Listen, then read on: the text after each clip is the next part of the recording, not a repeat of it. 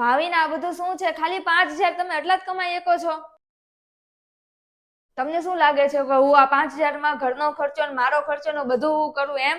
અરે તમે મને, હું એવું વિચારું છું કે તમે મને 50,000 રૂપિયા આપો ત્યારે હું આ ઘરનો ખર્ચો ને મારો ખર્ચો કાઢું. અરે હું ઓફિસેથી થાક્યો આવ્યો છું તો મને ખાલી કઈક ચા કે પાણી કઈક બેહાડવાનું તો કર એમ નહીં કે ભાઈ બધું જવા દો એમ 5,000 લઈને. અરે હું જેટલું કમાઈ શકતો તો એટલું હું લાવ્યો ને તને આપ્યા મેં. 5,000 આપીને તમે એવું વિચારો છો કે હું તમને ચા ને પાણી ને બધું આપું એમ? બસ તમારી ભૂલ ન જોવો, મારી જ ભૂલ જોવો. તમે એવા વ્યક્તિ છો કે વિચાર્યા વગર જ લગ્ન કરી લીધા છે. તમને ખબર જ નથી કે ઘરનો ખર્ચો શું છે ને પત્નીનો ખર્ચો શું છે. ભાવિન, અરે હું છે મમ્મી, હવે તમારે કઈ સાંભળવાનું બાકી રહી ગયું છે? હવે તમે કહી દો કે હું ખરાબ છું એમ. બધાને મારાથી જ વાંધો છે. ભાવિન આ બધું શું છે? મેં તમને કીધું તું ને, હજી સવારે મેં તમને આટલું બધું કીધું તોય તમને નથી સમજાતું. મેં તમને કીધું તું કે તમે વહેલા આવજો, આપણે મૂવી જોવા જવાનું છે, તોય તમે મોડા આવ્યા. અરે આજે મારે થોડોક ઓવર ટાઈમ કરવો પડ્યો હતો, સાહેબે મને કીધું હતું તો. અને આ વસ્તુ રીતે સારું જ તેને ઓવર ટાઈમ કરીશ તો થોડાક વધારે પૈસા આવશે તો તારે કઈક ફાયદો થશે થોડોક.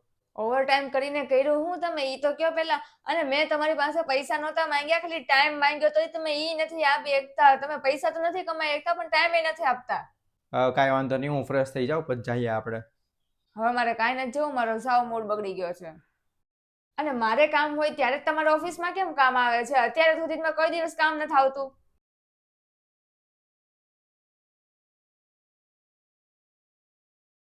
ભાવિન, અરે હું છે મમ્મી, હવે તમારે ત્યાં પેલા ઓફિસમાં સાહેબનું સાંભળો, પછી અહીંયા ઘરે આવી મનીષાનું સાંભળો. હવે તમે સંભળાવી દો, તમે બાકી રહ્યા જ ખાલી.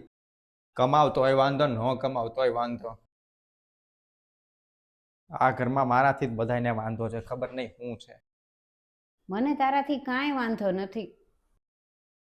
હું તો તને ખાલી એટલું જ પૂછતી હતી કે જમેશ ને બરાબર અને દવા ટાઈમે લેશ કે નહીં. હું તારી મમ્મી છું એટલે મને તારી ચિંતા થાય કે નહીં. અને માં છે એ કોઈ દિવસ છોકરાઓની ફરિયાદ કરે જ નહીં.